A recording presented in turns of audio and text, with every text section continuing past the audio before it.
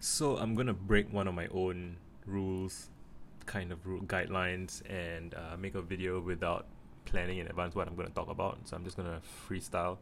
I want to talk about being prolific. I want to talk about presentation. I want to talk about aesthetics. Um, so this is my maybe fourth or fifth video that I'm doing this year. I think this is video number 5, and I'm experimenting with the camera even. So this is my MacBook that I'm talking to my MacBook camera right now, and I've tilted the camera. I've tilted the laptop further back so that I can, because the last time I made a video, the last two times I made videos in the morning, I found that there's something about the daylight at that angle that was affecting the exposure, the light balance, and like the screen would go dark. And I want to not have that happen. So I'm trying this thing where I pulled the curtains out to block some of the light. I feel like I'm not sure how exactly this camera works, and I can't modify that. I can't figure out how to get through the settings, but and I will eventually, I'll add like is it called a key light, front light, whatever. I'll add better lighting. I'm gonna get a proper camera, for a video camera for recording video. And I might, so since there's sunlight here, I might rearrange my whole setup. Oh, it's getting dark. Yeah. So if I keep my face near to the video, it seems to. I'm guessing that the MacBook has some software to try and see your face. Maybe, I don't know. But yeah, so I find that maybe what I'll do is I'll have the camera sitting. Maybe I'll sit facing the window and have the camera there, and I'll see how that turns out. I haven't done it with my Mac. Maybe I'll do that next. I'll move my MacBook itself, but my MacBook is kind of connected to all my stuff, and it's a mess if I'm going to do that. And yeah, it's interesting because now I have tilted the camera back, tilted the screen back. I have to sit up closer to the mic, and there's more of my face in the video, which I'm not sure how I feel about. It feels a bit more intimate, I guess. Like now you're seeing more of my eyes and more of my face. I'm ready for my close-up. That's what they say, right? Anyway, I'm gonna keep doing this, and I want to keep getting better at doing this. And what does better even mean, right? So it's just, I don't even know what better is yet. I just know from past experience doing other things that being prolific in a space, you just accumulate experience and information, and you don't even know in advance what use that information will be. But so, doing 5 YouTube videos has already been a bit of an education in lighting and cameras, right? I mean, it'll probably take 100 videos before I can say that I know what I'm talking about. But I know from experience as a writer and as a person who's experimented with other things that your ignorance is useful to people. I said that to someone in a conversation, and he was like wowed by it, and he tweeted about it. Which is, yeah, because it's tempting to think that when you don't know anything, you're not useful to people. But your ignorance can be useful to people if you write it down or you say it out, so that people can reference your point of view. Because once you get really good at something, it actually becomes difficult for you to remember what it was like to not be good at the thing, and then it becomes hard to be useful to people, actually. So in a way, someone starting out can be more useful than someone who's well established, right? I think there's a common trope that very high level practitioners don't make great teachers. So like amazing mathematicians, they don't make good math teachers because they can just do amazing amounts of math in their head, and they can't understand why you can't see it the way they see it, and they can't help you see things the way they see it because they don't have a mental model of your ignorant state, right? So modeling your ignorant state and conveying that is actually very useful. It's useful to yourself as you learn and grow, and it's useful to other people who want to try and help themselves or help each other. So I'm sure other people have done this, like get on YouTube and try and figure out how to get better at making videos, but I haven't specifically encountered anyone who is going to do this or who has done this the way I do it, which is very much informed by my writing. So I'm a very literary guy. I'm a very words guy. I'm a text-based man, right? And I think in text, I write in text, and speaking doesn't come as easily for me. I mean, I'm pretty comfortable speaking, but I wouldn't say that I'm great at it. And I would like to become great at it because I think that there is more, what's the word, bandwidth. There's more that you can convey in expression in your face, in your hands, in your body than you can in text alone.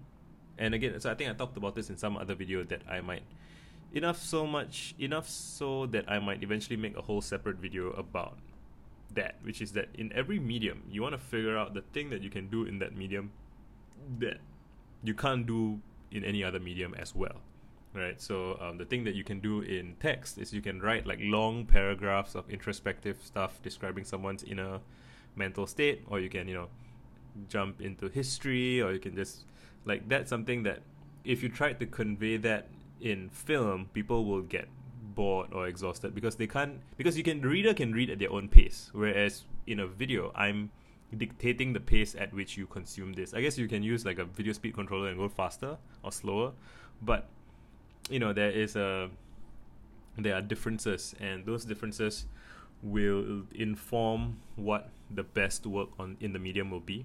So the best artists in a particular medium understand the bandwidth limitations and just the constraints and idiosyncrasies of that medium, and I'm trying to figure out what it is for video, you know. So I wouldn't be surprised if like 20-30 videos in I start, you know, blinging out my background and trying to figure out something that is aesthetically pleasing for me as a creator when I make stuff.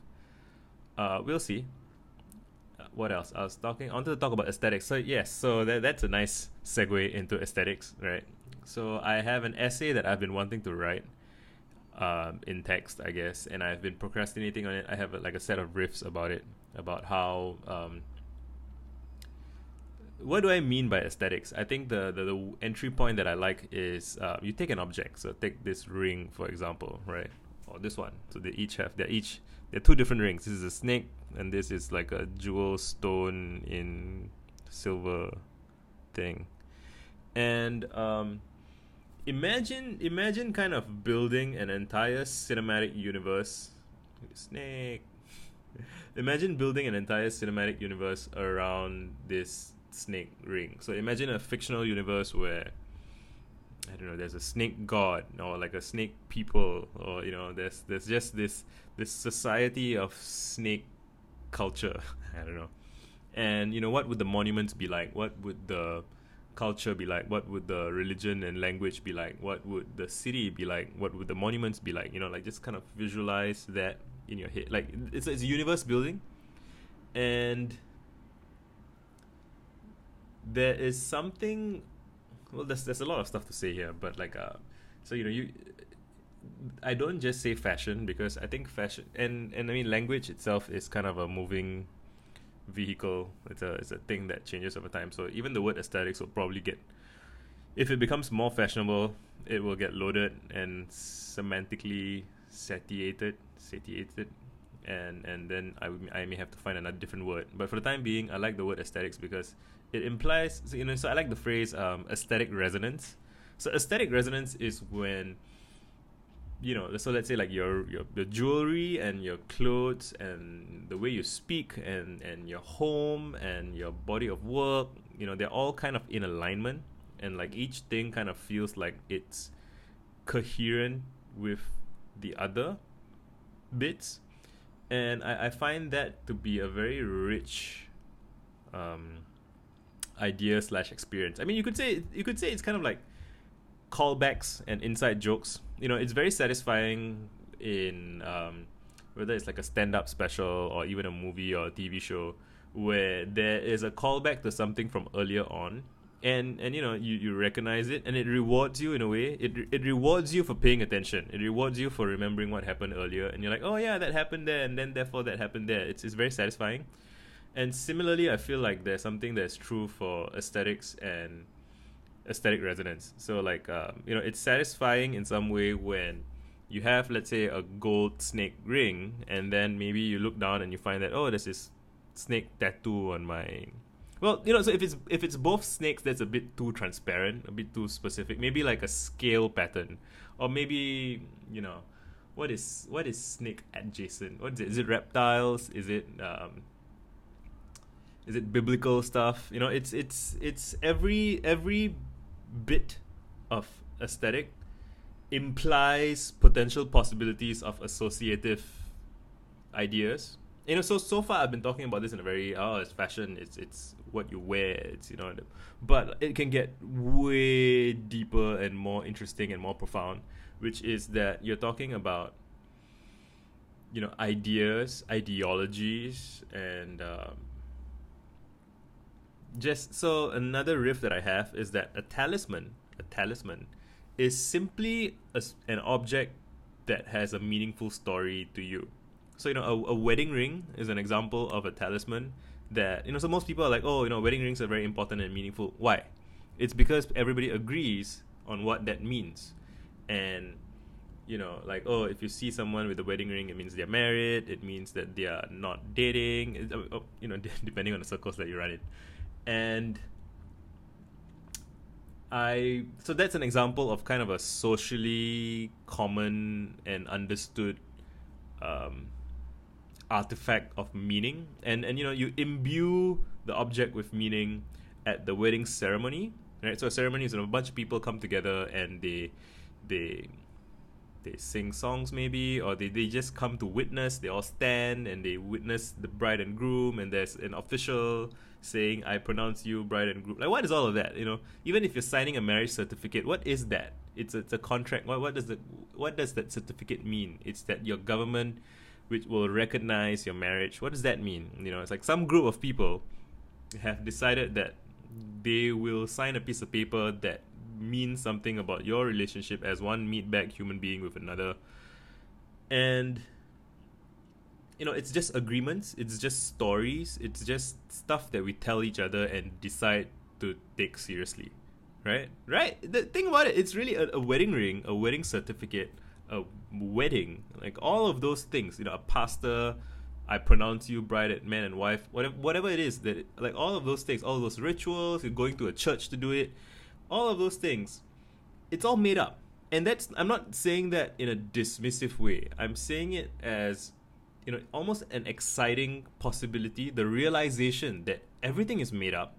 Which doesn't mean that the things that you make up don't mean stuff to you. It has significance to you because you decide that it has significance to you. And what a lot of people do, I guess, is they are almost too scared or too nervous or don't realize or don't believe that they are capable of bestowing meaning to something. And so they rely on someone else, or they rely on society, or they rely on everybody else to tell them what is meaningful, which is fine. You're welcome to do that. But I put it to you that you can imbue all of your objects with meaning. So this is a hat that I bought from.